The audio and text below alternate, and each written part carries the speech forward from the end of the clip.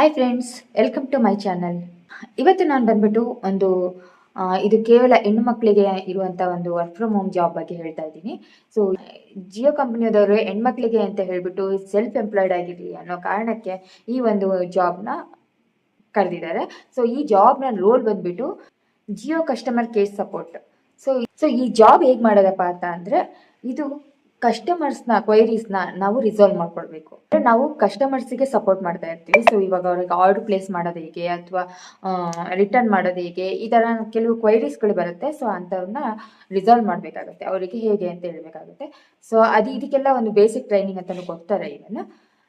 ಇದು ನಿಮಗೆ flexible working ಅವರ್ಸಲ್ಲಿ ಮಾಡ್ಬೋದು. ಸೊ ಇದೇ ಪರ್ಟಿಕ್ಯುಲರ್ ಟೈಮಲ್ಲಿ ಮಾಡಬೇಕು ಅಂತಲ್ಲ, 1 ಗಂಟೆ 2 ಗಂಟೆ ಅಥವಾ 3 ಗಂಟೆ ನಿಮಗೆ ಎಷ್ಟು ಅವರ್ಸ್ ಆಗುತ್ತೋ ಅಷ್ಟು ಅವರ್ಸ್ ನೀವು ಮಾಡ್ಬೋದು.